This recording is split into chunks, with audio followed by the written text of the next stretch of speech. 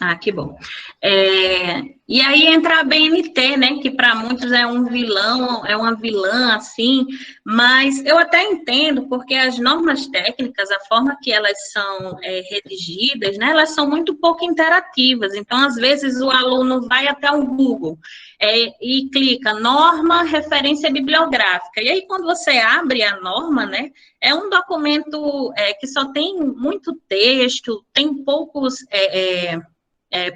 formas e poucos elementos que expliquem melhor, didaticamente, né, e consigam intencionar melhor a forma que essa pessoa vai ter acesso às informações que estão ali dispostas, né. Mas a ABNT, respondendo, é uma Associação Brasileira de Normas Técnicas, né, é um órgão responsável pela normalização técnica no Brasil, e ela fornece esses insumos ao desenvolvimento tecnológico brasileiro. Ela tem a função de estabelecer normatizações em processos de diversas naturezas, como as tecnológicas, industriais, serviços acadêmicos, entre outros, com o objetivo de tornar ao alcance de todos os parâmetros obrigatórios de produção. Então, a ABNT ela é responsável por normalizações de muitas naturezas. Por exemplo, um exemplo prático é o teclado de um computador. Todo teclado, ele tem um requisito básico de apresentação, para que todo mundo consiga, quando pegar um computador, saber onde está a letra B, saber onde está a letra O, a letra P. Alguns computadores podem até mudar onde está, por exemplo, a interrogação ou algum outro símbolo, mas as letras rigorosamente sempre estarão no mesmo lugar. E a mesma coisa acontece com o TCC. Né? Essa normalização do documento, ela serve justamente para ambientizar que o resumo sempre esteja localizado no mesmo lugar, que a ficha catalográfica sempre esteja no mesmo lugar, que o sumário seja apresentado sempre da mesma maneira. Então, a ABNT, ela vem para solucionar esse tipo de problema. Mas já que a ABNT ela é responsável por tantos tipos de normas, né? Então, eu elenquei aqui para vocês quais as normas nos interessam. Né? No Brasil, as normas recomendadas pela ABNT para a produção de trabalho acadêmico são essas aqui. Depois eu posso passar esse material para o professor Luiz Fernando, porque aí ele pode enviar para vocês e vocês têm todas essas informações certinhas, certo? Mas vamos às normas. A 14724, ela é a norma que ela mostra para vocês a estrutura da monografia, né? Onde vem a capa, o que é folha de rosto, o que é resumo, o que é errata, onde os agradecimentos devem vir. Então, todo esse trabalho de estruturação das monografias, dos TCCs em geral, estão dispostos nessa primeira normalização. A segunda norma é a 10520, que é a normalização de citações em documentos. A normalização de citação em documento é justamente aquela norma que nos evita cometer um plágio, né? Porque quando a gente utiliza a ideia de alguém, a gente baseia a nossa produção e alguém já foi precursora naquela área do conhecimento, foi uma intervenção de algum aluno? Não, né? Vou continuar. Então, quando nós temos nós temos a ideia de uma outra pessoa em voga, é obrigatório que a gente dê os créditos a essa pessoa. Porque imagina a gente fazer um TCC hoje, você, né, esforçar, direcionar boa parte do seu tempo na construção de um artigo, na construção de uma tese, né? Você quer defender aquela tese, quer defender aquele TCC. É uma visão que você demorou a construir, né? Você empreendeu muito tempo ali, e vem outra pessoa que quer cumprir só uma burocracia administrativa, e aí usa toda a sua ideia e não referencia você. Então, assim, a norma de citação, ela surge justamente para impedir que ocorram esses casos de plágio. E a gente sabe que também, muitas vezes a gente comete um plágio, certo? Por desconhecimento. Muita gente plagia, né? Comete o plágio por falta de ética. mais existe o plágio por falta de conhecimento. Então, às vezes a gente não sabe como citar corretamente um documento, como referenciar de uma maneira correta um autor. Então, para evitar que esse plágio seja feito de uma forma por falta de informação, né? Então, para isso, a norma de citação em documentos vai orientar vocês a como fazer corretamente todos os tipos de citações existentes. Tem também a norma 6027, que vai mostrar para vocês como apresentar um sumário, elaborar o sumário, como ele deve ser apresentado. A norma 6023, que anda bem junto da citação, né, que é aquela norma que a gente vai referenciar a autoria e a obra. Tem a norma 6028, que é a norma de resumos, mostrando para vocês como devem ser apresentadas as palavras-chave, né? Como deve ser apresentado o resumo, quantos caracteres, quantas palavras são necessárias para se formar um resumo. Tem a norma 6024, que é a numeração progressiva. A numeração progressiva é quando a gente vai fazer um trabalho, por exemplo, bibliotecas. A numeração progressiva, 1, bibliotecas. 1.2, bibliotecas escolares. 1.3, bibliotecas universitárias. Então, a numeração progressiva se trata disso. Já a norma 6022, ela trata exclusivamente sobre a apresentação de artigos em publicações científicas. Então, essa norma vai ajudar vocês a como formalizar, né, estruturar o artigo que vocês pretendem publicar. E aí pode surgir a dúvida, mas se já existem as normas, né, se elas já estão publicadas, então por que a gente publica um guia institucional? Não seria um retrabalho? Ou não ficaria confuso, né? E é exatamente o contrário. Como eu já falei anteriormente, as normas de informação e documentação da ABNT, elas têm um texto muito extenso, pouco didático. Então, com essa iniciativa para que esse texto seja apresentado para vocês de uma maneira mais didática, ilustrada, né? Porque o guia institucional a gente apresenta a logo da UFOPA, que deve estar na capa, a gente apresenta de que maneira essas informações elas vão estar dispostas, a gente apresenta o modelo das ilustrações, o modelo de capa. Então, assim, o guia institucional, ele serve justamente para facilitar isso, e facilitando a forma como as informações estão dispostas, diretamente nós vamos evitar a ocorrência de plágio, né? Porque se você não conseguiu encontrar a informação correta na norma, porque era muito extensa e você não conseguiu acessar, se você conseguir acessar por um documento mais didático, o plágio vai deixar de ocorrer. Né? Então, o guia, a partir da nossa experiência, né, que os bibliotecários da UFOPA tiveram no decorrer aí desses anos, faz com que a gente tenha essa experiência de quais informações os alunos mais pedem, quais eles têm mais dúvidas. Então, a gente tentou reunir e dar atenção a esses assuntos mais recorrentes, erros mais recorrentes da apresentação do trabalho, né, que sempre são as referências, as citações. Então, a gente deu bastante atenção às referências, às citações, às margens da capa, o que é folha de rosto, o que é consideração final, para que serve. Então, a gente explicou isso tudo direitinho para vocês no guia institucional. E aí pode surgir a dúvida, mas eu tenho que decorar todas essas normas? E você não precisa decorar, porque eu, por exemplo, que trabalho diretamente com isso, eu não tenho todas as normas decoradas, né? Eles servem, as normas e o guia institucional, juntos, representam instrumentos de consulta.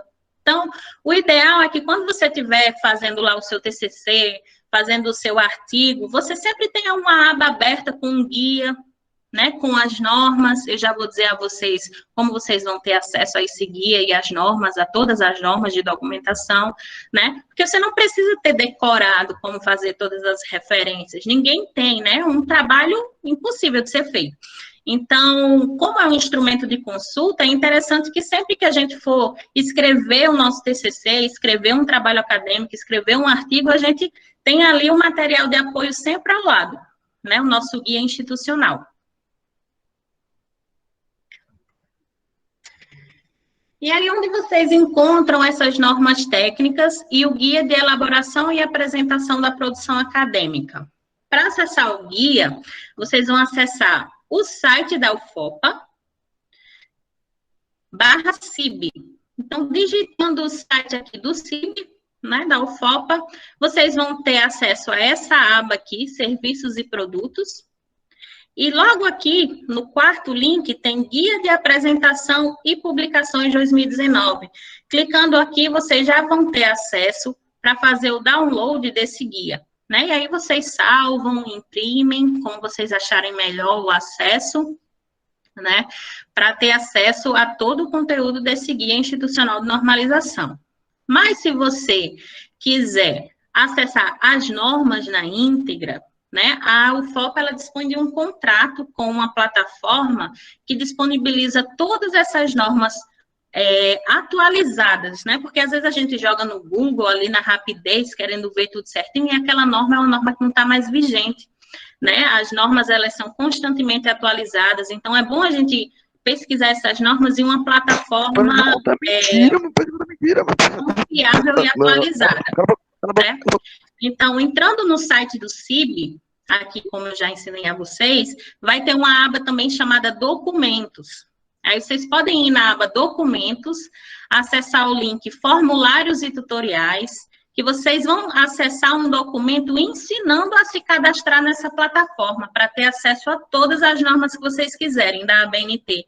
E não só as normas, ela também disponibiliza diários oficiais, outras normas internacionais. Então, assim, de repente, se você precisar de uma informação que esteja em algum diário oficial desse, ou em alguma normalização internacional, as pessoas das exatas, né, eles precisam muito dessas normalizações industriais, então é uma plataforma que tem milhares de normas, inclusive as normas da ABNT que a gente precisa, certo? Então, vocês vão lá na aba Documentos, Formulários e Tutoriais, e vocês vão ter acesso ao tutorial. Eu acho que eu até coloquei aqui o tutorial para vocês verem, deixa eu ver. Pronto. Lá naquele caminho que eu disponibilizei, vocês vão ter acesso a esse tutorial para se cadastrar na Target GEDweb. Na Target GEDweb, vocês vão saber no tutorial o que é, como funciona, por que usar. Vocês vão ter aqui, ó, ensinando passo a passo certinho como vocês devem se cadastrar na plataforma, qual o link que vocês vão precisar acessar para ter acesso à plataforma. E aqui também ensina onde vocês vão pesquisar essas normas, certo? Aqui na minha biblioteca, vocês vão aqui e pesquisam, né? Colocam, por exemplo, eu acessei aqui o guia, mas eu tenho uma informação específica que só vai ter na norma completa. Então, você vem aqui, entra na plataforma Target, certo? Aí você pode colocar ABNT, por exemplo, resumo. Ela vai retornar para você a norma completa de resumo. Vocês podem baixar, imprimir, o que vocês preferirem, tá? A plataforma é essa daqui. Target GEDweb. Aqui, quando vocês abrirem, já vai estar o símbolo da Universidade Federal. Aqui, é importante que vocês coloquem o e-mail que vocês utilizam para cadastrar no SIGA.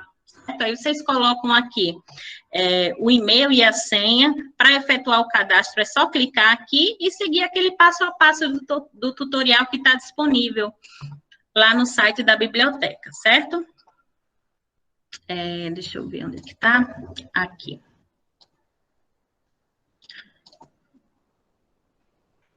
Ainda está expandido aí para vocês, né? Voltou a ficar certinho? Sim. Está expandido, tá? Ah, que bom. E aí, vamos, de fato, para o nosso guia institucional.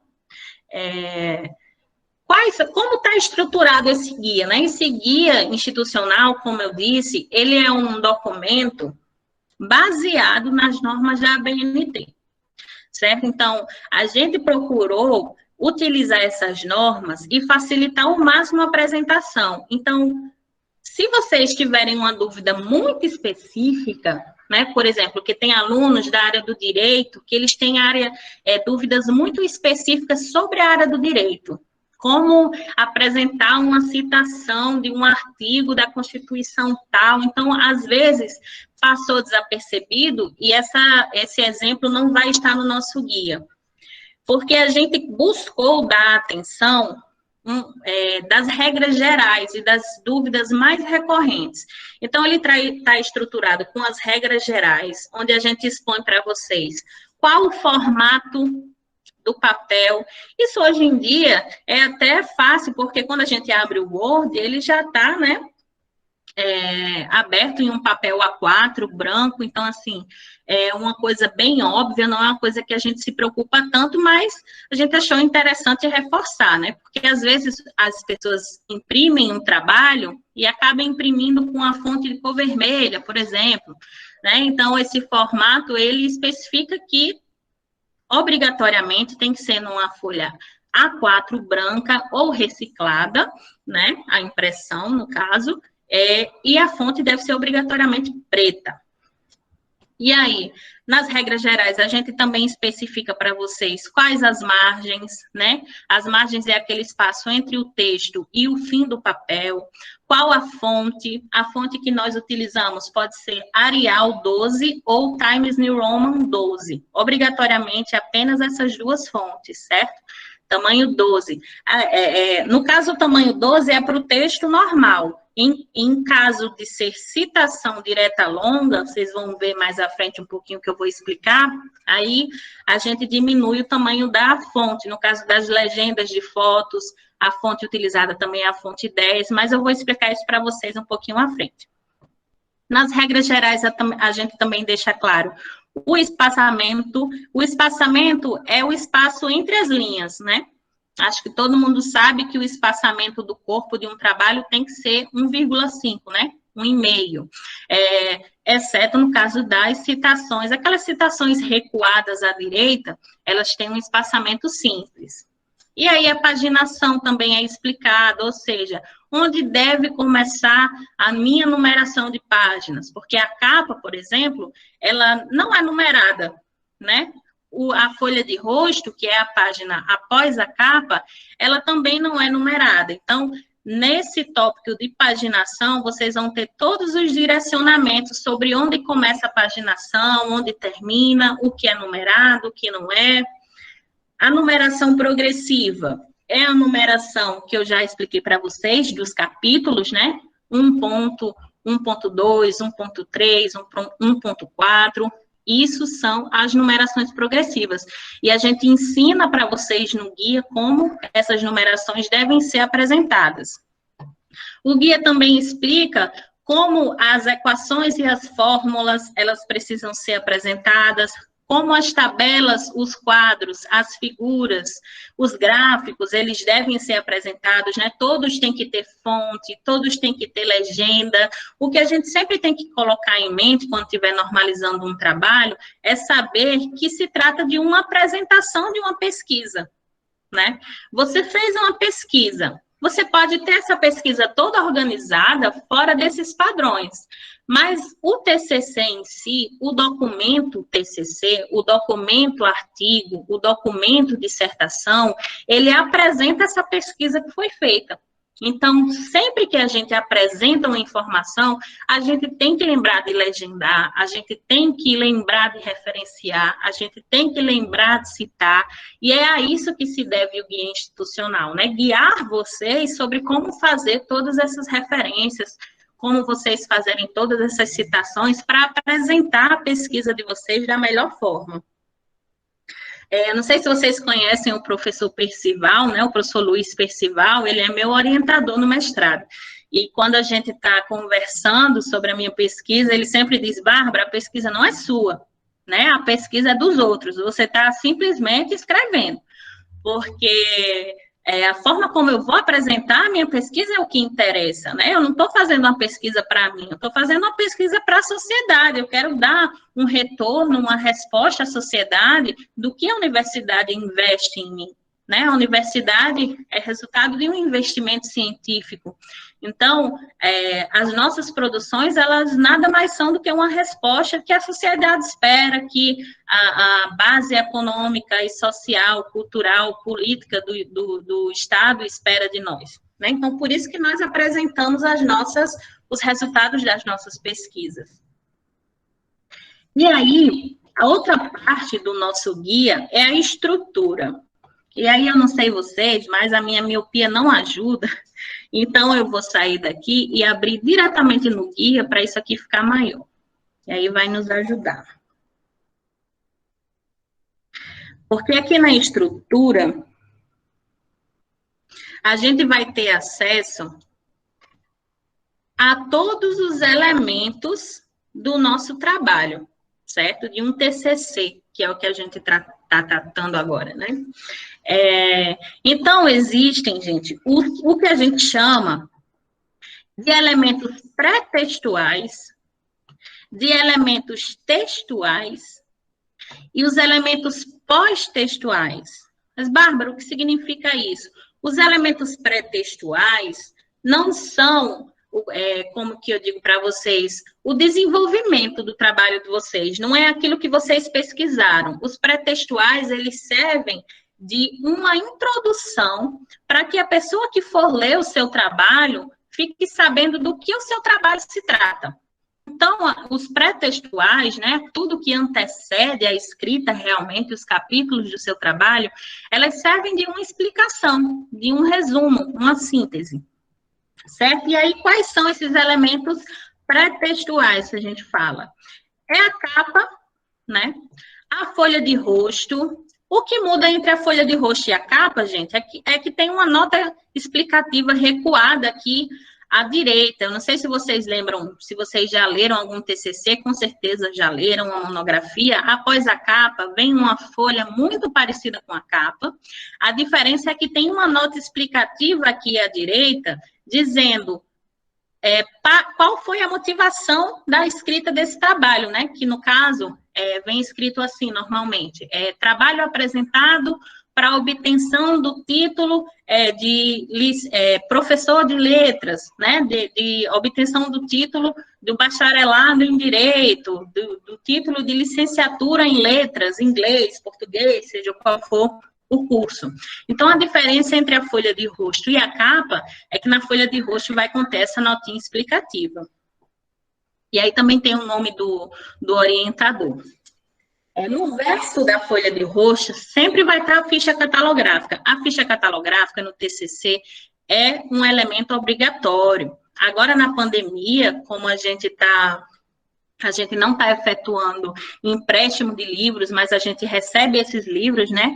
Tem muitos livros sendo devolvidos.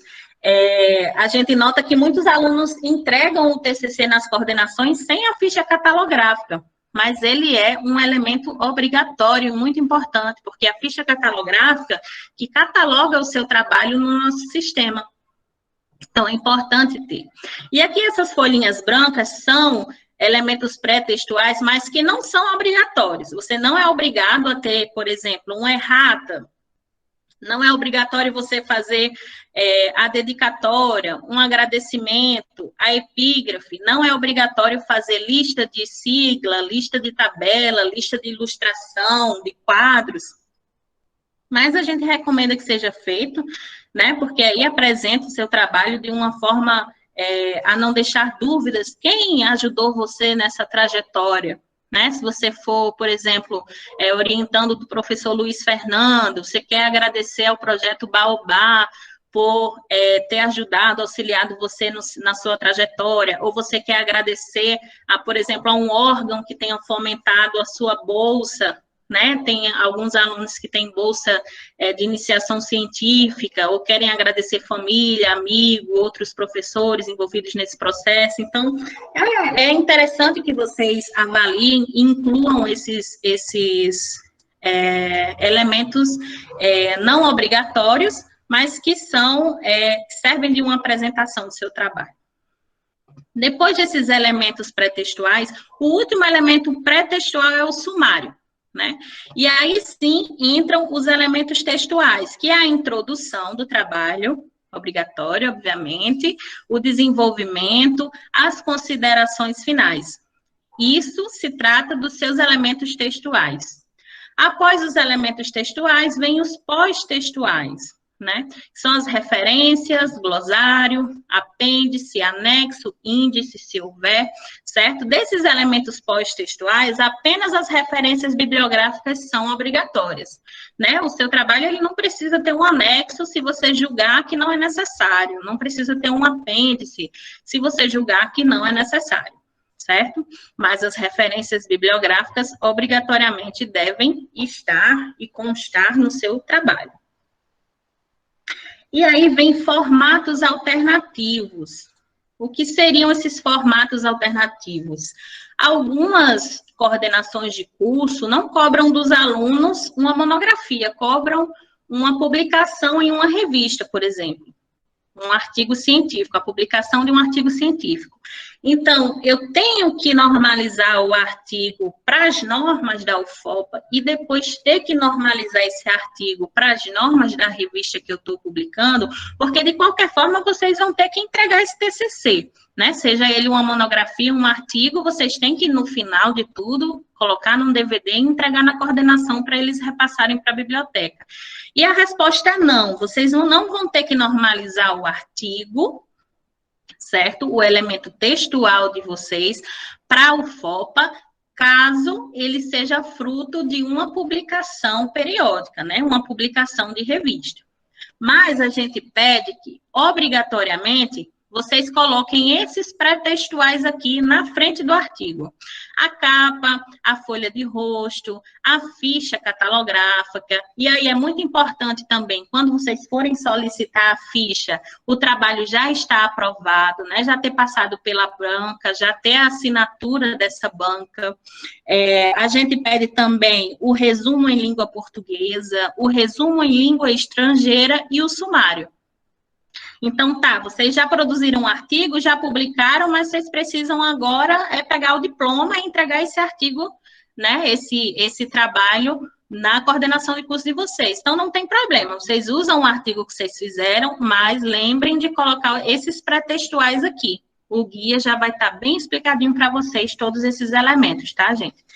E lembrando também aqui que no artigo, vocês podem incluir depois os pós-textuais. As referências são obrigatórias, né? E depois vocês podem adicionar uma informação de um anexo, de um apêndice, né? Se vocês julgarem necessário. E aí, eu vou entrar para a parte prática, para dar umas diquinhas rápidas, assim, que vão servir muito para as referências bibliográficas de vocês. Gente, a referência bibliográfica, ela sempre tem uma estrutura com elementos muito, muito próximos.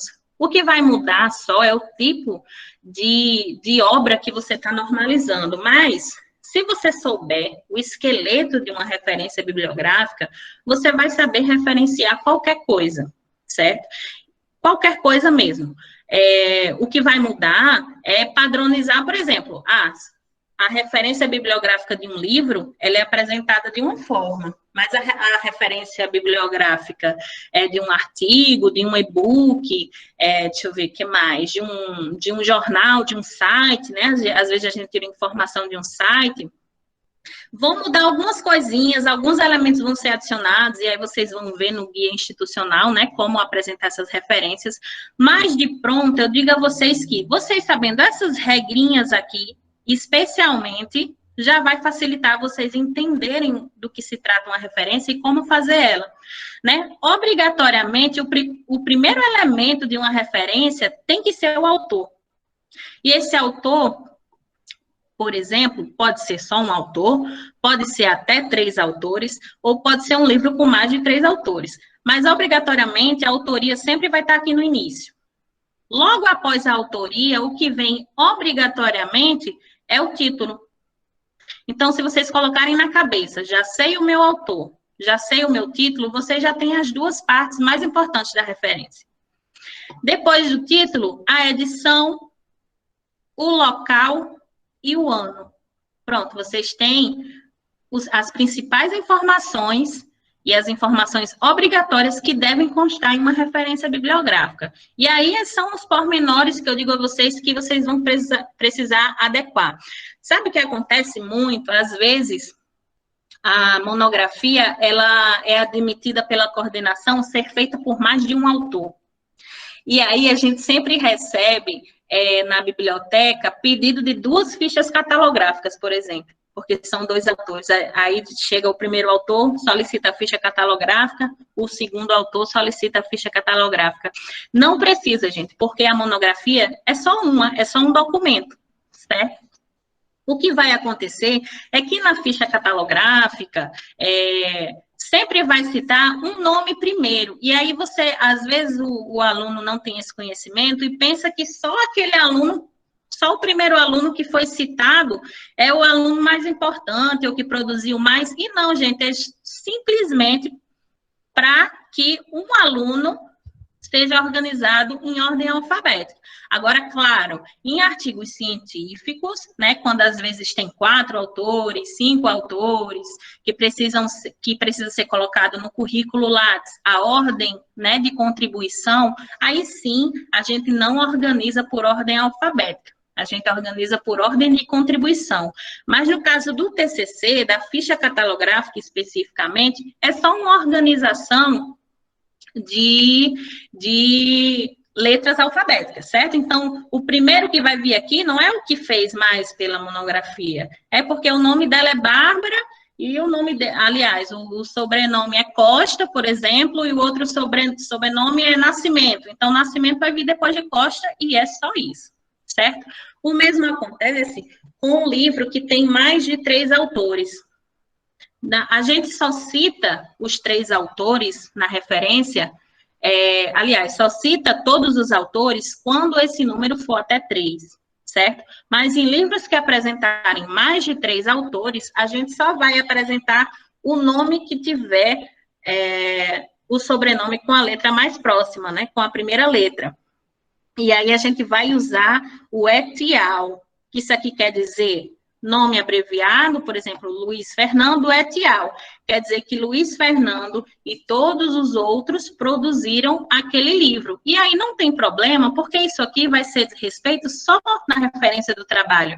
Mas quando a pessoa for acessar o livro, for acessar a monografia, for acessar a tese, ela vai ver na folha de rosto todos os autores que produziram aquele livro, todos os autores que produziram aquele artigo. Então, assim, eu noto uma preocupação, né, uma inquietação dos alunos referente a isso, mas não se preocupem, gente, porque na folha de rosto vai conter o nome de vocês lá certinho. E aí eu vou dizer aqui uma dica, um pulo do gato, né, que é o mecanismo online para referências. É a Universidade Federal de Santa Catarina que produziu, certo? E ele nada mais é do que uma plataforma que gera a sua referência automaticamente. Então, olha só que facilidade. Quem aqui já conhecia? Alguém já conhecia esse Mori? Alguém já utilizou o Mori para gerar uma referência bibliográfica? Pois é, aqui a Sara respondeu que não, né? A Luísa já ouviu falar.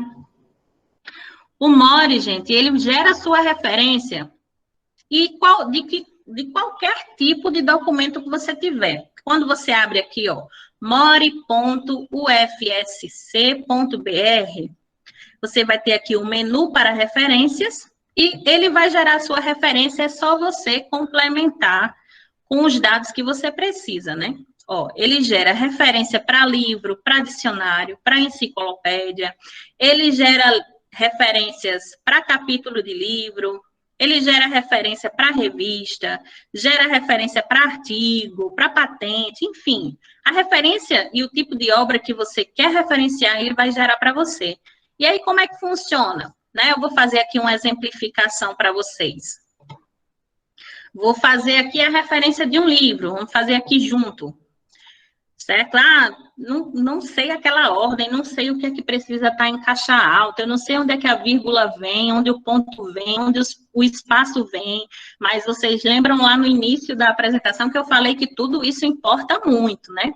Então, eu vou fazer aqui, ó, já até estava testando, antes de apresentar, vocês vão escolher o tipo de obra, vão escrever, ó, papo de TCC, o título, por exemplo. Aí vocês vão colocar aqui o local, Santarém, e tudo isso vocês vão consultar na obra que vocês estão referenciando, certo? Aqui a gente está fazendo só um demonstrativo, mas quando vocês estiverem com um livro, com e-book ou com artigo, vocês ficam com esse artigo em mãos, né? Ou com a aba do artigo aqui, caso ele seja digital, e vai só adicionando as informações aqui, ó. Subtítulo, editora, eu coloquei o FOPA. Série não é obrigatório colocar. Autor, coloquei aqui meu nome, autoria. O ano, 2021, certo? Aí eu vou colocar aqui, ó, gerar referência e citações. Olha só que bacana. O Mori, ele já me deu aqui como é a minha referência, prontinha. Eu só copio, e aí eu vou lá no meu documento de Word, por exemplo, dou um Ctrl V e está aqui a minha referência feita. Então, essa plataforma facilita muito mesmo. E vocês, como eu já falei, vocês conseguem criar qualquer tipo de referência. Aqui, ó, documento jurídico, que é um documento que tem muitas informações que precisam ser colocadas, né? Mas aí, ó, ele também tem um gerador onde você vai colocar abrangência territorial, qual o texto constitucional que você tirou essa lei. Então, é uma ferramenta excepcional que a Universidade de Santa Catarina, né, Federal de Santa Catarina, produziu e que ajuda muito a gerar essas referências e a diminuir esse tempo, né, que você gastaria fazendo. Só uma atençãozinha que vocês precisam ter é que quando cola a referência aqui no documento, percebam que ele vem com a fonte do site. Essa é o Vética 11. E lembra que na nossa fonte, obrigatoriamente a gente tem que usar a Times ou a Arial 12. Certo? Então, pronto, você ajusta aqui para a nossa fonte, né? A fonte que precisa estar, e está feita a sua referência bibliográfica, certo? Uma facilidade aí para vocês que eu estou dizendo. Gente, Bárbara, uma coisa... Oi? Bárbara, já Oi. aproveitando que você está... Oi, é o professor Luiz. Oi, professor. Já aproveitando que você está falando sobre referência, tem a Bárbara, ou melhor, deixa eu ver aqui, a Lívia, ou melhor, fez uma pergunta que tem a ver com isso e que persegue muitas vezes a nós, pesquisadores, na hora de fazer a referência, que é o caso de obras ou livros, né, sem o ano da publicação. Né? Como é que fica nesse caso? Certo. Quando a referência não tem, por exemplo, às vezes um livro não tem a editora, não tem o local, certo? Às vezes ocorre da gente ter um livro e aí o local é como é que fala? Um elemento obrigatório. Então, o que a gente vai fazer?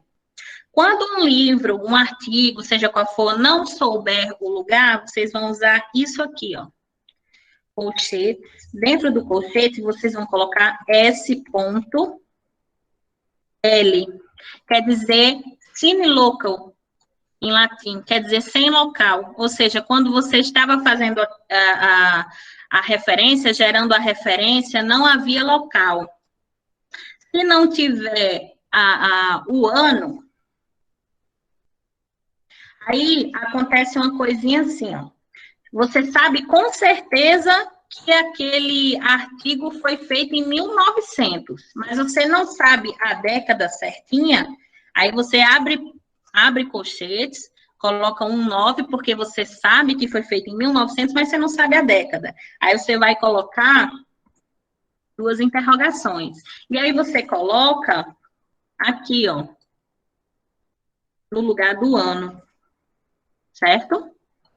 Eu fui clara com a dúvida?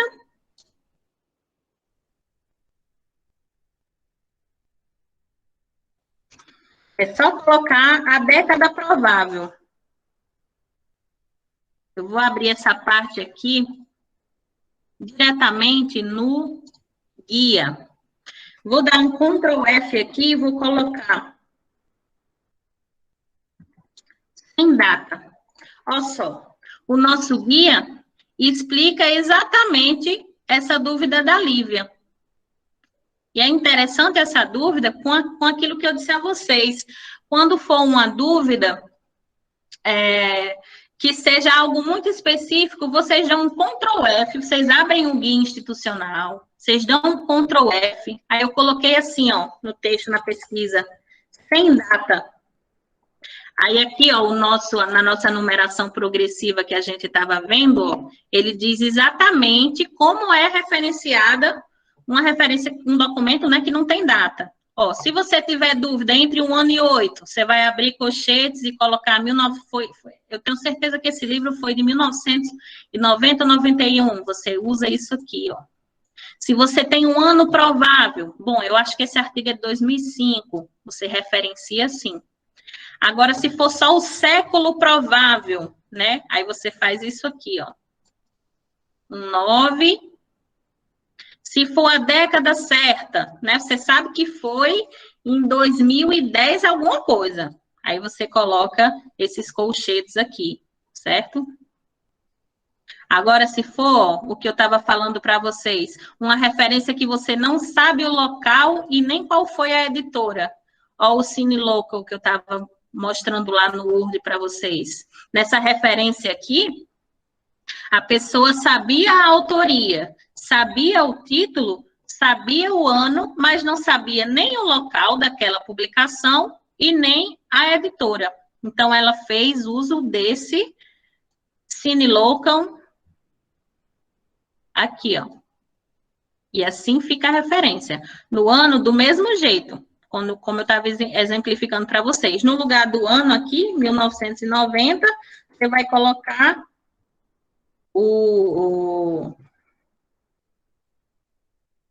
a década provável. Tirei a dúvida da Lívia. Vou abrir aqui que eu fico apresentando e esqueço aqui na citação como fica quando não tem data. Mesma coisa, Jaqueline. Lá na citação, quando não tiver data, no lugar de você colocar, por exemplo, nascimento, aí aqui entre parênteses, no lugar de você colocar 2006, vírgula, página 15, opa, aqui a página é minúscula. Você vai colocar o nascimento, opa. Aí você coloca entre colchetes, o 2000, tracinho, tracinho, vírgula, página 15. A ligação, existe uma ligação muito estreita entre a citação e a referência, certo? Porque as duas servem para referenciar uma obra, né? Atribuir a autoria a alguém.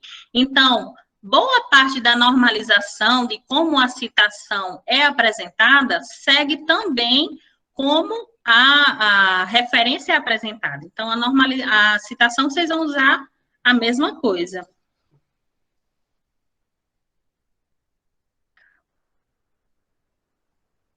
Jaqueline, ficou claro? Bárbara. Oi, uma questão aqui da professora Vânia Alexandrino, ela está querendo sair, que ela vai ter aula, você pode dar uma olhada? Certo. Diz respeito ao processo de entrega do trabalho na biblioteca, quando o aluno já defendeu e vai entregar a versão. Como é que está esse procedimento? Certo. Vou falar Oi, aqui. gente. Oi. Poderia falar rapidamente, aproveitar que eu estou aqui com a Bárbara. Oi, Bárbara, boa noite. Oi, Vânia. Tudo bem? Tudo bem. Estou adorando a tua palestra. Infelizmente, eu vou ter que sair. Mas, assim, a gente encaminhou um e-mail para a biblioteca e eles nos deram algumas orientações, né, para entrega de trabalho remoto. Uhum. E aí, a minha dúvida é a seguinte... Eles devem encaminhar o TCC todo organizadinho dentro das normas, junto com o termo de autorização de publicação, né? Isso. E aí, a minha dúvida é em relação àquela folha que vem a assinatura da banca de TCC.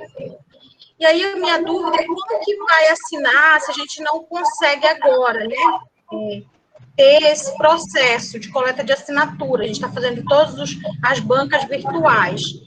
Queria saber se isso está flexibilizado, se a gente pode encaminhar sem essa assinatura. E se o artigo, porque pela orientação que eu tive, o artigo científico ele dispensa a ficha catalográfica. É isso mesmo, Bárbara? Não, professora Vânia. Como eu coloquei lá no início, o artigo ele precisa da ficha catalográfica. A ficha catalográfica vem como elemento pretextual, certo? Entendi. A gente não pede que o aluno, por exemplo, refaça todo o artigo nas nossas normas, mas pelo menos aqueles elementos pretextuais, né, de sumário, resumo, capa, folha de rosto e ficha catalográfica, a gente pede que o aluno tenha. Entendi. E sobre a entrega dos TCCs, esse é um ponto que a gente está discutindo com a Prograde, com a Proem, com a Prograde não, confundi com a UFRN, com a Proem, porque é uma dúvida recorrente e que ainda não foi alinhado com todas as coordenações de curso. Mas o que a gente orienta é que o TCC seja enviado junto ao termo, o aluno envie por e-mail, porque nem todo, principalmente nessa fase de pandemia que a gente está, é muito complicado a gente cobrar que o aluno entregue o TCC no DVD, né? Com aquele arquivo físico lá no DVD, porque nem todo mundo está podendo sair de casa, é de grupo de risco. Então, a maioria das coordenações estão cobrando do aluno apenas o arquivo digital e o termo de autorização escaneado. Eles enviam para a coordenação e a coordenação repassa esse material para a gente. Quanto à folha de assinatura, é outro ponto que a gente está alinhando, mas o que a gente está fazendo? A gente não está deixando de classificar um TCC por falta de assinatura. A gente verifica a situação desse aluno no SIGA-A, vê se ele foi aprovado e emite a ficha catalográfica e a quitação de vínculo dele normalmente.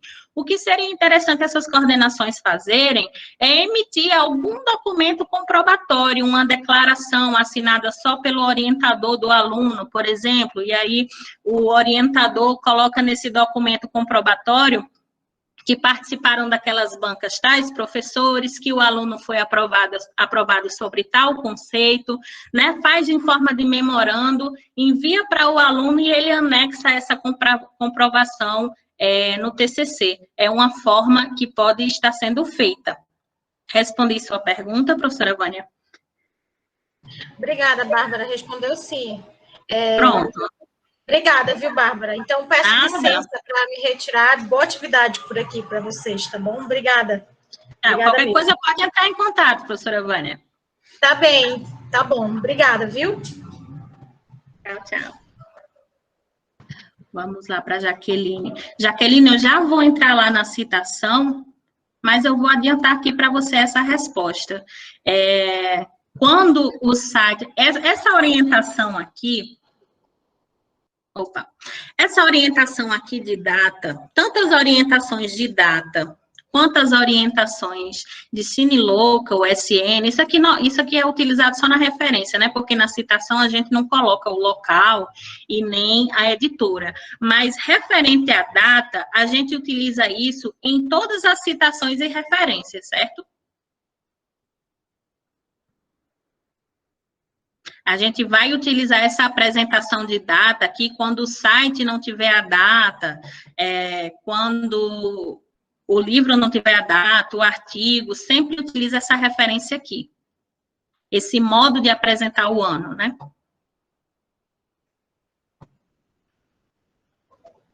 Deixa eu ver. Onde eu parei, gente? Lá no More, foi? Não, eu estava apresentando a referência, aí eu fui sanar essa dúvida da Lívia e da Jaqueline, né? Então, é isso. Sobre a questão do ano, é isso aqui que eu coloquei para vocês, certo?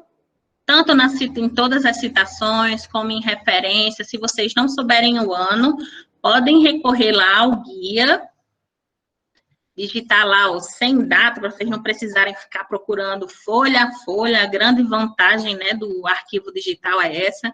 Você dá um Ctrl F, vai abrir aqui a sua página, seu campo de pesquisa, digita o que você tem dúvida. Se eu tiver uma dúvida sobre o sumário, ele já vai colocar para mim o sumário, ó, aqui na página 44, todas as orientações sobre sumário. A gente buscou ser bem didático aqui para vocês, ó, na apresentação. Isso é uma coisa muito importante, gente. Esse é eu diria que é o erro mais recorrente dos TCCs.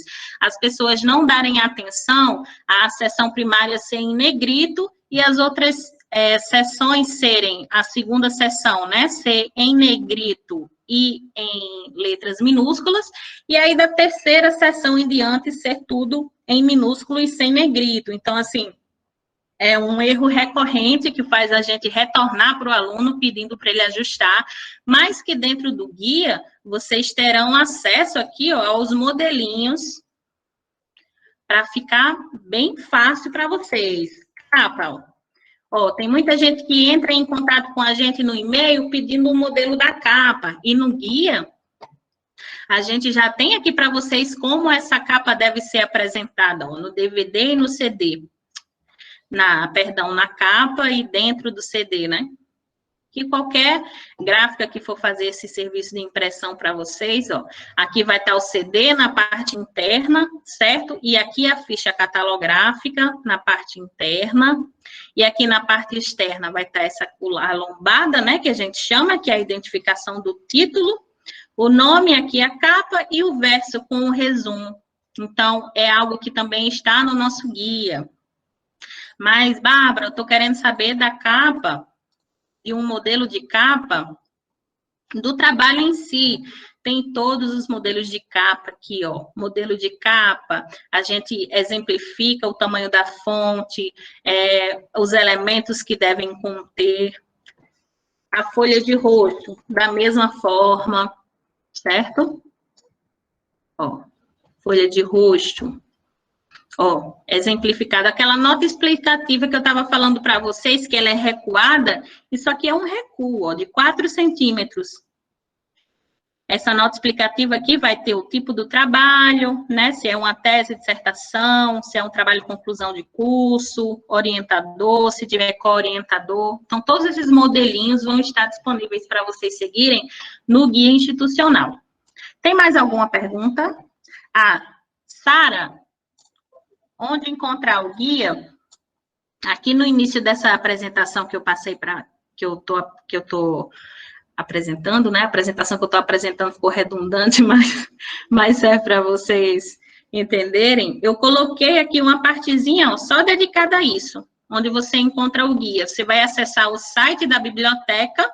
Nessa aba Serviços e Produtos, você vai encontrar o guia de apresentação de publicações para você fazer o download, certo? E aí você vai ter acesso a todo o guia. Mas voltando aqui para a nossa apresentação, agora que eu já falei para vocês sobre as referências, eu vou falar especificamente sobre as citações, as principais dúvidas, né? As dúvidas mais recorrentes de citações bibliográficas. E aí, gente, as citações, existem 3 tipos de citação, certo? Citação da citação, né? Que é uma citação direta ou indireta de um texto em que você não teve acesso ao original. Por exemplo, aconteceu comigo isso um dia desse. Eu estava acessando um artigo que era muito antigo. O artigo era de 1950 e alguma coisa, se eu não me engano. E existia uma citação nesse artigo mais antiga ainda, em que eu não pude ter acesso ao documento que esse artigo estava citando, certo? Digamos que eu produzi um artigo e estou citando o professor Luiz Fernando, né? Estou usando um verso, né? Uma transcrição do que o professor Luiz Fernando disse. E aí vocês estão lendo o meu artigo e gostaram do que o professor Luiz Fernando disse. Vocês querem ter acesso ao trabalho do Luiz Fernando para ver o que ele fala mais sobre esse assunto. Mas, infelizmente, o livro ou o artigo, por alguma razão, do professor Luiz Fernando, não está disponível na internet. Vocês já procuraram, não acharam, o livro já saiu, já esgotou, na biblioteca ele está emprestado, não está fazendo empréstimo, não tem como acessar, aí vocês vão fazer uma citação da citação, que é o quê? Uma citação que explica que você não teve acesso ao documento original, você teve acesso a um documento de alguém que citou ele. E aí a citação, ela pode ser direta, que é quando tem a transcrição, né, textual, ou a citação indireta, que é um texto baseado. Você está usando a tese daquela pessoa, a ideia daquela pessoa, uma frase em que aquela pessoa mencionou algo que você acha importante citar, mas você não quer fazer aquela transcrição exata. Você quer usar aquela ideia, mas sob as suas palavras, né, sob o seu entendimento, sob o tema que você está desenvolvendo ali. Então, a isso a gente dá o nome de citação indireta. E aí eu trouxe alguns exemplos para vocês, certo? Por exemplo, isso aqui é uma citação direta porque é uma transcrição exata. Se você colocar aspas, se você está fazendo a citação direta, você não pode intervir nesse texto que está aqui dentro das aspas, porque você está fazendo uma transcrição exata ao que o autor está falando, certo? Aqui outro exemplo, só exemplo a título de apresentação, né? Quando o nome do autor estiver fora do parêntese, ele deve estar em minúsculo, né? Só a primeira letra do sobrenome dele vai estar aí em maiúsculo.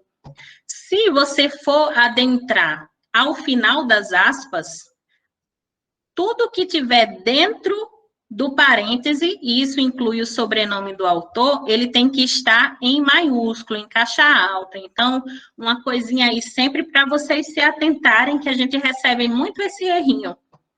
Quando tiver fora do parêntese, o autor vem em minúsculo, né?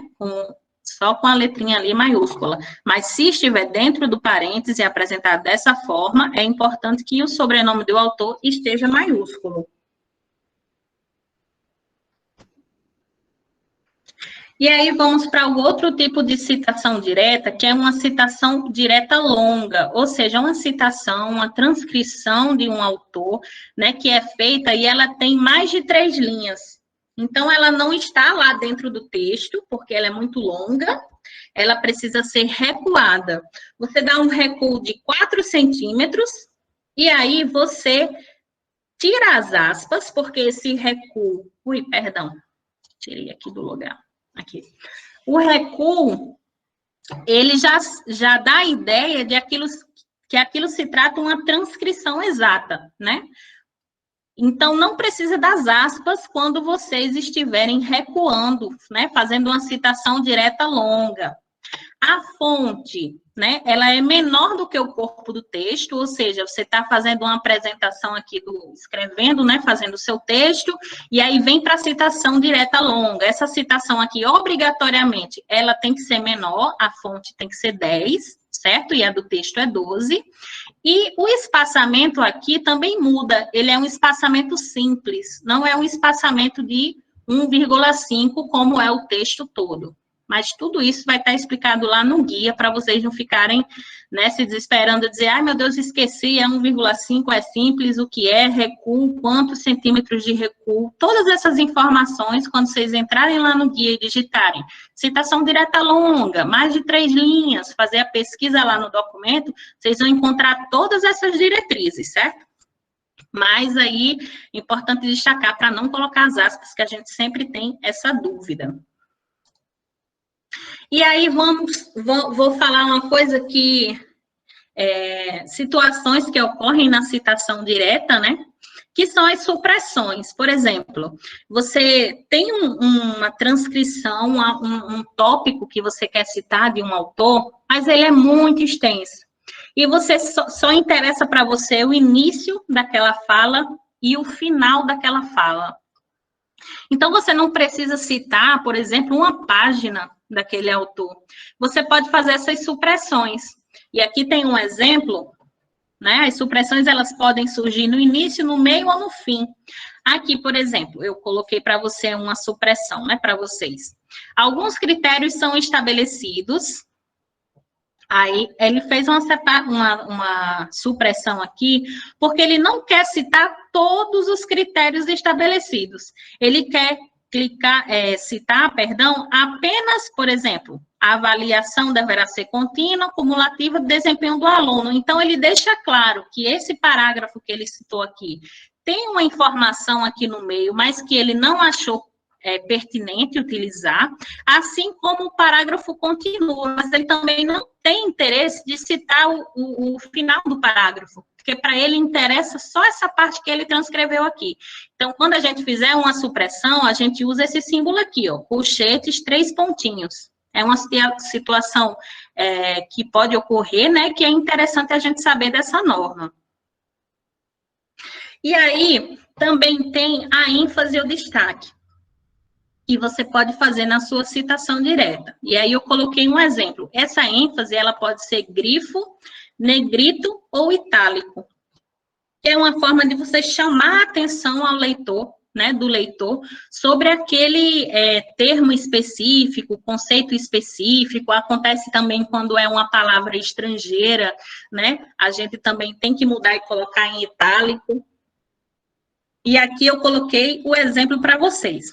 Nesse caso aqui, o autor, ele quis chamar a atenção para esse termo aqui, formadora de pessoal. Quando ele vai fazer a citação, né, que como não é uma citação direta longa, não é recuada, porque só tem uma linha, ele coloca aqui o nome do autor em caixa alta, porque está em parêntese, né, o ano, a página, e colocou grifo nosso. Esse grifo nosso quer dizer que não foi o autor que colocou essa palavra aqui em itálico. Fomos nós que estamos citando, que quisemos evidenciar esse conceito formadora de pessoal. Por isso que a gente inclui aqui no parêntese grifo nosso. Outra situação são as interpolações, acréscimos ou comentários. Isso acontece quando você, dentro da transcrição direta do autor, você quer fazer algum comentário seu importante, mas que o autor não fez, não reconhece, mas que você quer adicionar essa transcrição dele. Então, você vai abrir o colchete, colocar a informação da sua autoria, fecha colchetes e continua o texto do autor. Aqui, ó, estava falando, a classificação da obesidade infantil, a qual está em aumento em grande parte do mundo, apresenta uma série de dificuldades que relaciona a estatura com o peso corporal. E aí, a pessoa que estava escrevendo, no caso aqui, nesse lugar seria vocês, né, achou interessante explicar o que é essa relação entre estatura e peso, que é o IMC. Então, ela fez a abertura do colchete, colocou IMC, fechou o colchete e continuou ali com o seu texto, certo? Então, é uma situação que pode ocorrer na citação e que vocês podem se valer dessa diretriz. Alguém tem alguma dúvida sobre citação direta? Ou posso prosseguir?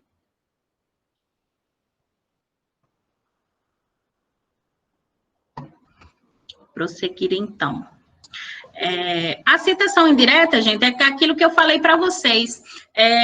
A gente vai considerar o que já foi escrito por alguém, mas a gente está escrevendo sob os nossos termos, né? Sob as nossas palavras. Então, a gente faz uma citação indireta, onde não tem aspas, não é uma transcrição direta, né? A gente está usando a ideia daquele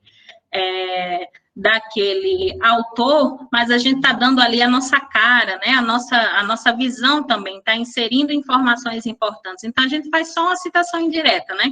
E aqui um exemplo. né? Termogênese, segundo Salbe e Ravussin 2000, se define como aumento do RMR em resposta aos estímulos, como a ingestão de alimentos, exposição a mudanças de temperatura ambiental.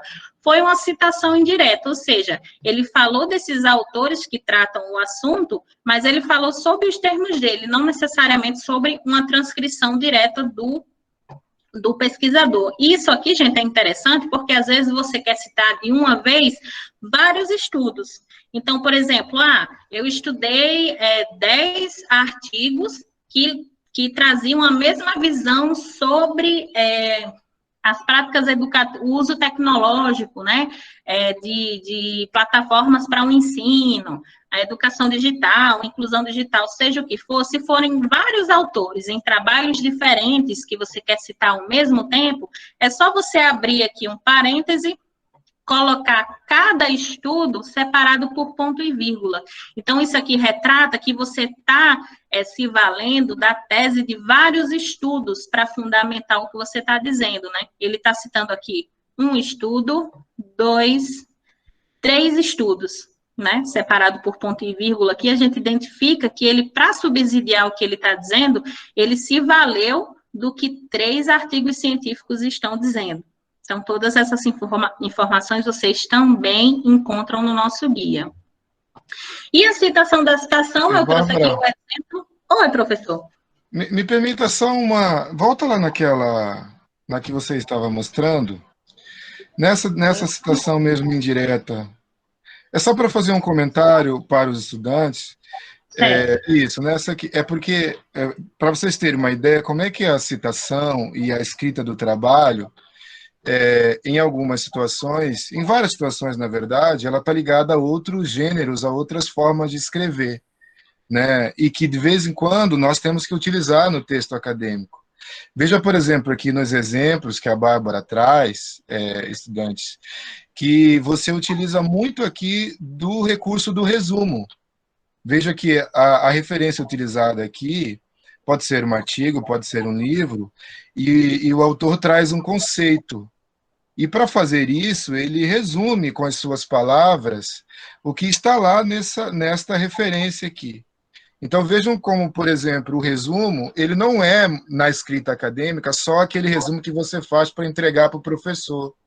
Muitas vezes, quando você vai recuperar uma referência biográfica, vai fazer uma discussão conceitual, você utiliza também dessa mesma estratégia de escrita. É o caso, por exemplo, dessa citação indireta aqui, no qual você vai pegar esse 2000 aí, né, para definir um determinado conceito ou para aglutinar vários autores que falam sobre o mesmo assunto, condensando as ideias, ou seja, resumindo as ideias. Exatamente, professor. Então, quando a pessoa quer resumir, quer utilizar o conceito de vários autores que já citaram aquela área, né, aquela temática que você está debatendo, você quer citar todos eles, mas você não quer fazer uma transcrição direta de todo o estudo, porque você vai fazer uma intervenção naquele texto, você vai resumir, você vai precisar mudar alguma coisa do texto, você recorre à citação indireta, né? Seria a principal diferença entre uma citação direta e uma citação indireta. Quer fazer mais alguma intervenção, professor? Eu tenho algumas perguntas, mas pode continuar, depois a gente retoma o diálogo.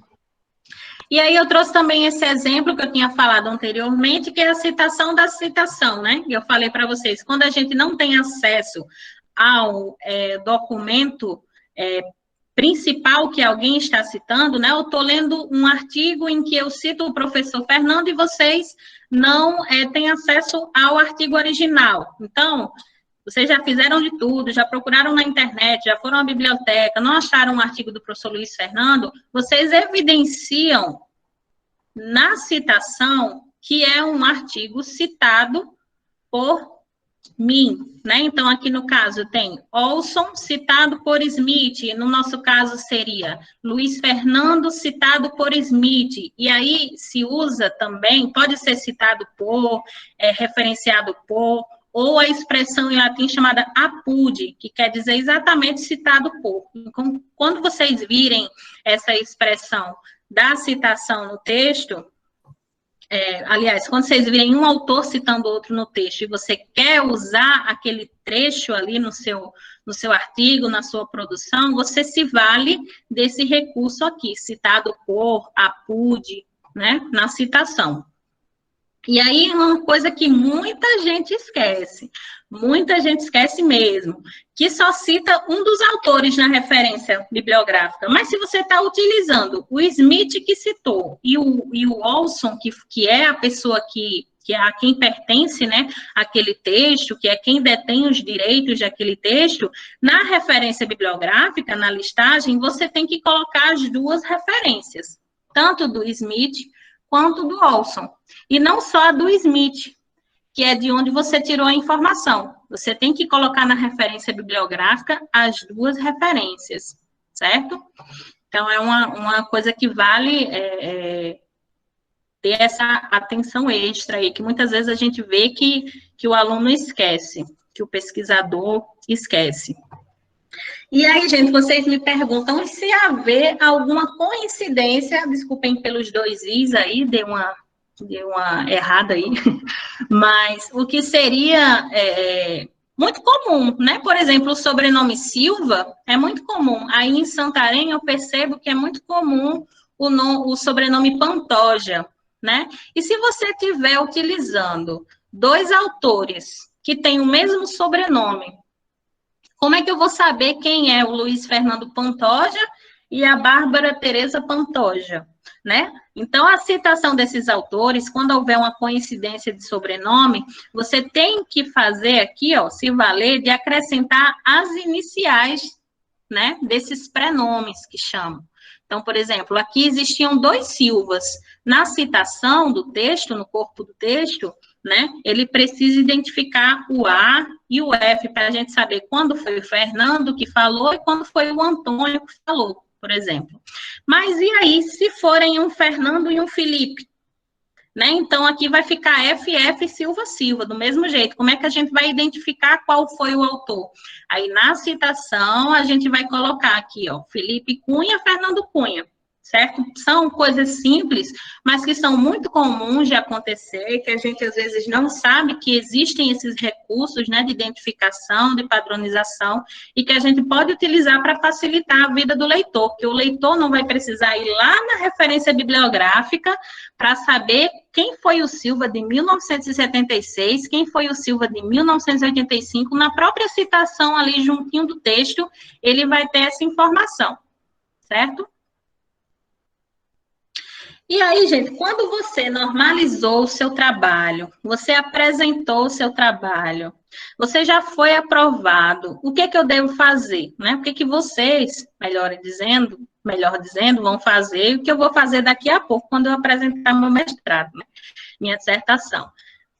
Logo após você finalizar a apresentação do seu trabalho, você já escreveu certinho, você já pediu orientação à biblioteca, né, perguntou se o seu trabalho estava normalizado da forma correta, o bibliotecário já deu o aval, pode partir para o abraço, vocês vão solicitar a ficha catalográfica.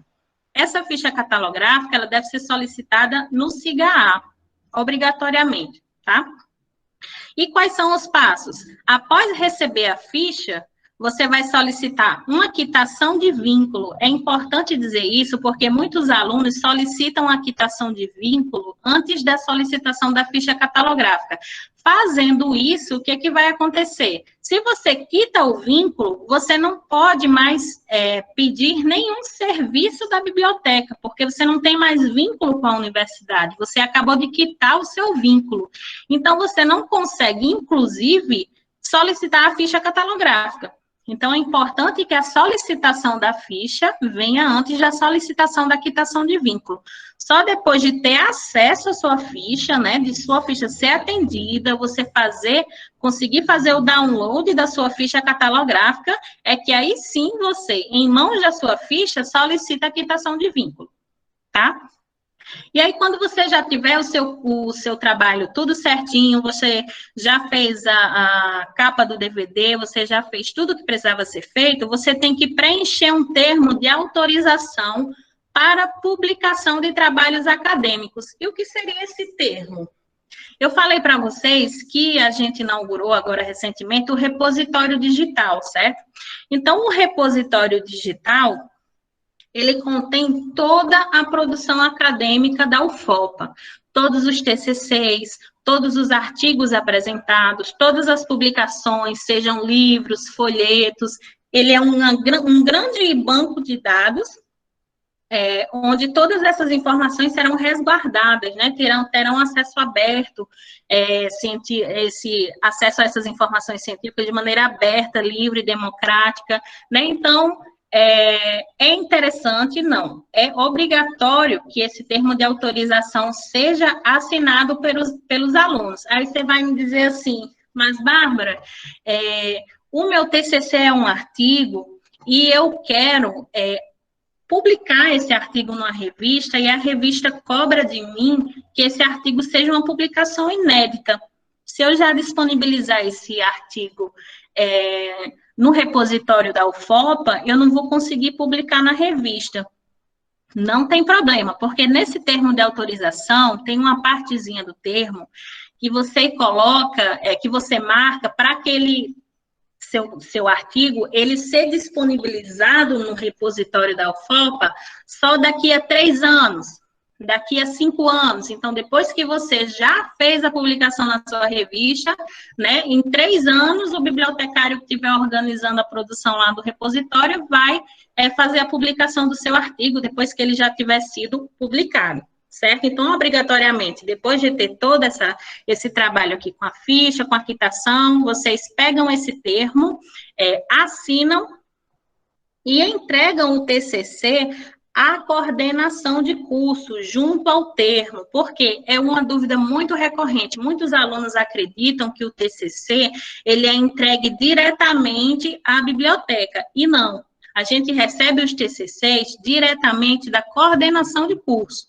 Certo? Porque a coordenação de curso precisa saber que você cumpriu todo o fluxo de trabalho, né, que vocês precisam cumprir para ter o diploma. Então, a coordenação de curso que vai dizer, a Lívia, a Jaqueline já apresentaram, já foram aprovadas, já vieram deixar o termo e já me entregaram o TCC. Então, aqui eu vou dar um ok e vou encaminhar para a biblioteca.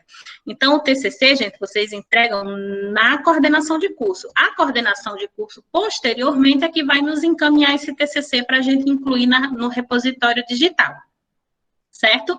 O TCC, ele deve ser entregue em DVD, conforme a apresentação da capa descrita no guia, que é aquela capa do DVD que eu mostrei para vocês. Agora, extraordinariamente, nesse momento de pandemia, a gente não está tendo como cobrar do aluno que ele se exponha, né?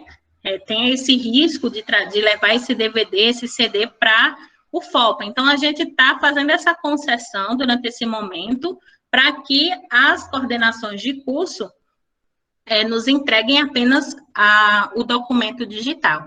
Então, o aluno está encaminhando para a coordenação de curso o TCC, a dissertação, a tese em forma digital por e-mail. Você sempre tem que entrar em contato com a coordenação de curso para saber como eles estão cobrando, né, esse documento, para que vocês entreguem e, posteriormente, eles nos encaminhem. Foi, inclusive, a dúvida da professora Vânia.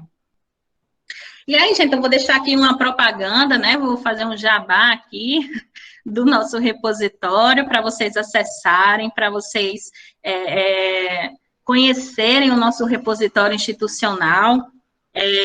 A gente ainda está alimentando ele foi lançado semana passada, mas já temos muitas dissertações, já estamos alimentando ele, e nós, o mais rápido possível, pretendemos incluir toda a produção da UFOPA no repositório. Então, vocês que estão nessa fase de TCC ou ainda vão entrar nessa fase de TCC, provavelmente quando vocês concluírem, o trabalho de vocês já vai conseguir estar disponível aí no repositório digital.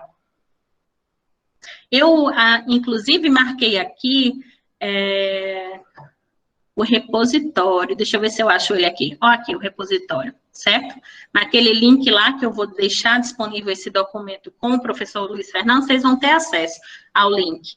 É o repositório institucional por aqui, e vocês podem navegar aqui, ó, pelas comunidades. Aí, nas comunidades, vocês vão conhecer o Banco Digital de Tese e Dissertações do programa de pós-graduação em Biociências. Quando vocês clicam nessa comunidade, vocês vão ter acesso, certo, às dissertações desse programa. Estão todas aqui, ó. Todas as dissertações desse programa. Futuramente, todos os programas de graduação, de pós-graduação, né, vão depositar o trabalho do repositório, da pesquisa de vocês, do resultado da pesquisa de vocês, nesse repositório. E aí, qualquer dúvida, gente, pode entrar em contato com a biblioteca. Espero não ter me estendido muito na apresentação, mas aqui não tem como falar tão rápido sobre normalização, né, porque são diretrizes muito minuciosas, assim, eu procurei ser o mais breve possível, mas qualquer dúvida, se restou alguma dúvida, né, além dessa nossa conversa posterior que nós vamos ter, pode entrar em contato nesse e-mail aqui que a gente responde vocês, pode entrar no site para vocês baixarem o guia institucional, né, e além disso a gente tem o nosso Instagram, CIB-UFOPA, né, sigam lá para vocês ficarem por dentro das novidades do CIB, às vezes quando ocorre alguma mudança, alguma alteração, a gente sempre informa vocês através do Instagram. E a gente também responde vocês no direct, falando lá no direct uma dúvida rápida, a gente vai responder vocês com certeza, certo? E eu agradeço muitíssimo mais uma vez ao professor Luiz Fernando, e estou aqui à disposição se vocês tiverem mais alguma dúvida.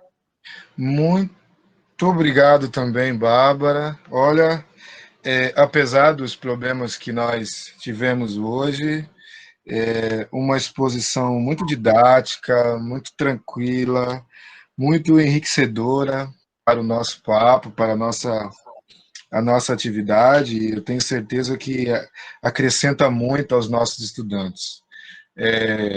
Por conta do problema inicial que nós tivemos, eu acho até compensador você ter mais tempo para falar, para expor.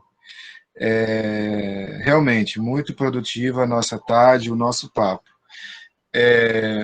Aí depois eu vou falar um pouco sobre os procedimentos que a gente está pensando em tomar para melhorar a nossa atividade, para evitar o que aconteceu hoje, mas eu deixo aqui o meu agradecimento. Queria só fazer algumas considerações, porque os nossos papos, Bárbara e estudantes, eu sei que tem muitos estudantes que já saíram do papo porque tem aula ou porque realmente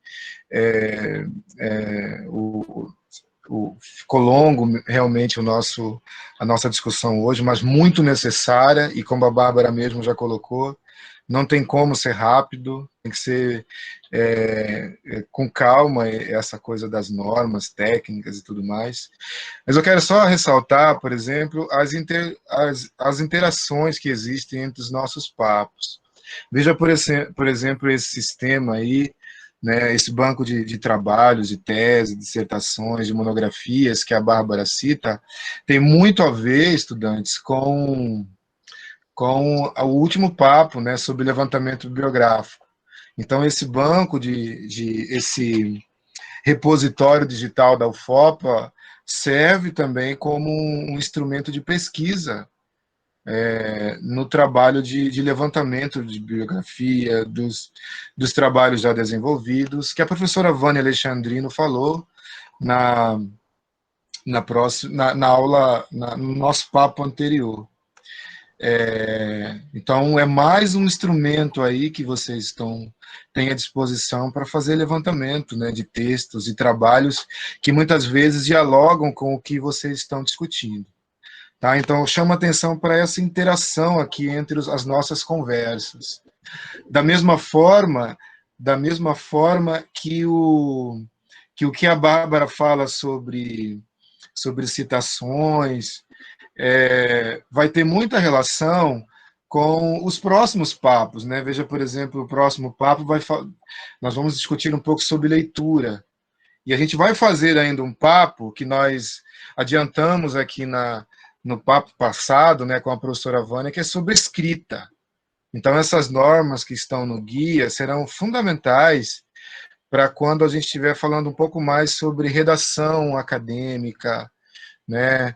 A gente comentou muito aqui na semana passada, né? Eu leio o artigo, aí como é que eu trago esse autor para o nosso texto, para o meu texto, né? Então, o que a Bárbara fala aqui hoje já adianta algumas coisas em relação à escrita também, que nós vamos continuar discutindo aqui, tá?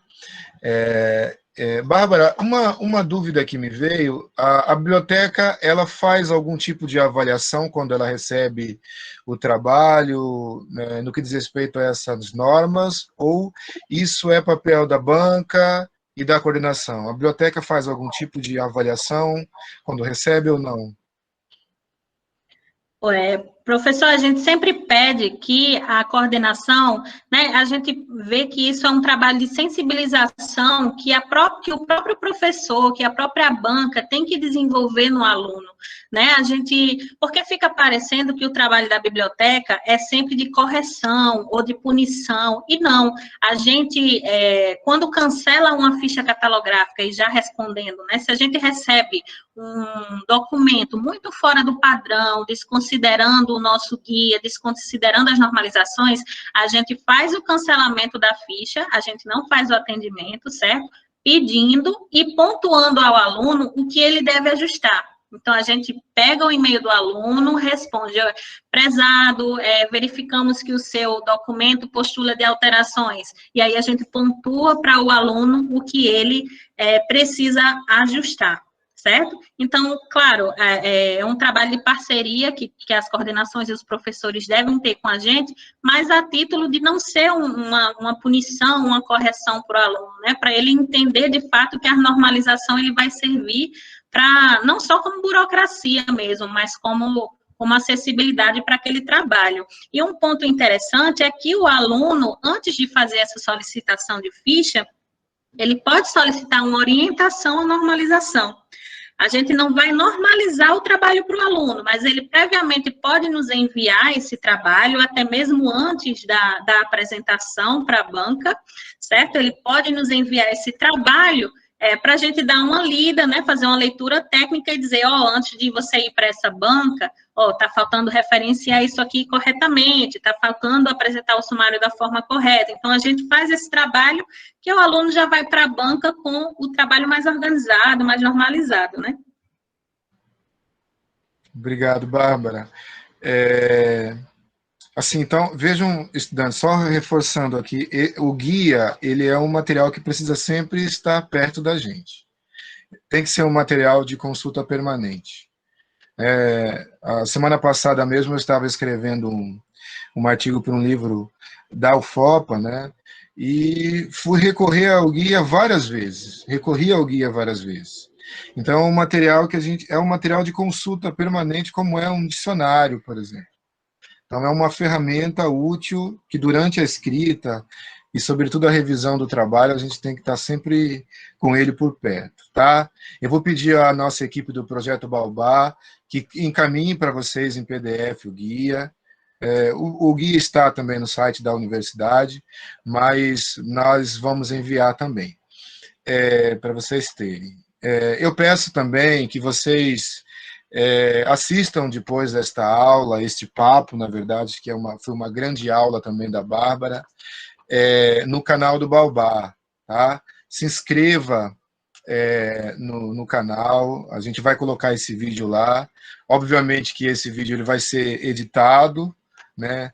Por conta das interferências que nós tivemos, ele vai ter que ser ajustado para não aparecer o que vocês perceberam aqui, e também algumas situações de maior tensão, e a gente vai poder focar mesmo naquilo que foi fundamental e importante nesse nosso papo. Então, se inscrevam lá no canal do Baobá, e a gente vai compartilhar esta gravação muito importante com todos vocês. Também quero dizer que, para evitar um pouco dessa invasão que nós tivemos hoje aqui, a equipe do projeto vai repensar a forma de divulgação, né, para o próximo papo da semana que vem. Inicialmente, nós tivemos uma ideia, a ideia sempre foi de divulgar o máximo possível o papo, o link de entrada na reunião, mas nós vamos ter que reavaliar isso.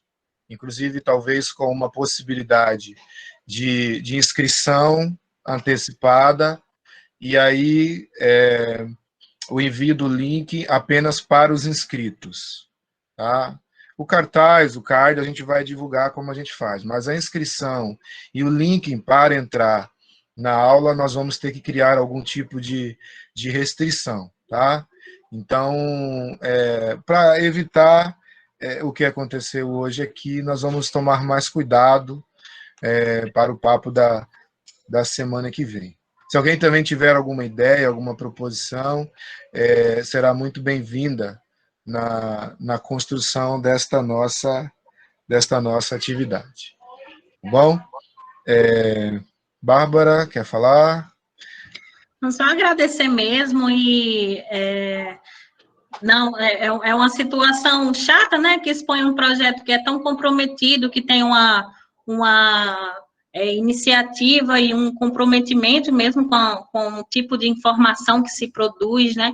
É uma pena ter acontecido isso no evento, mas eu tenho certeza que vocês vão encontrar uma maneira de corrigir isso. Uma forma interessante seria disponibilizar aqueles formulários do Google para uma inscrição prévia, né, e aí só autorizar a entrar na live e a pessoa que tiver feito a inscrição prévia, assim. Não ter esse controle inicial seria ótimo, porque muita gente esquece de se inscrever, mas já que houveram esses hackers, né, essas pessoas mal intencionadas, aí de repente seja uma forma de corrigir isso. Mas Exato. Obrigada, professor Luiz Fernando, aos alunos que participaram. Qualquer dúvida, pode entrar em contato comigo, gente. Eu que faço as mídias sociais da biblioteca, então, às vezes, vocês não querem enviar um e-mail, tá ali no Instagram, que é uma forma mais rápida de contato, né? Podem falar comigo pelo Instagram da biblioteca também, que eu respondo, estou sempre disponível. Eu faço das minhas palavras aqui a fala da Leno, né? Primeiro agradeço você e repito, né, o que ela falou agora aqui no chat, né? Essa confusão inicial em nada ofuscou, né, o nosso papo de hoje e sobretudo a exposição brilhante da Bárbara, que muito nos orientou hoje, tá? E assim a gente vai encerrando a nossa atividade de hoje. Se inscreva no canal, né? Nos próximos dias esse vídeo já vai estar por lá, e eu já aproveito para convidar vocês, né, para o próximo papo, para se inscreverem para o próximo papo. A gente vai fazer uma inscrição prévia mesmo, que vai ser com a professora doutora Celiane, né, do ICED, e ela vai falar sobre estratégias de leitura, né, para a construção, né, dos nossos trabalhos acadêmicos. Uma boa noite a todos e todas, e até a próxima quinta. Tchau, tchau, gente. Até a próxima. Tchau. Obrigado, Bárbara.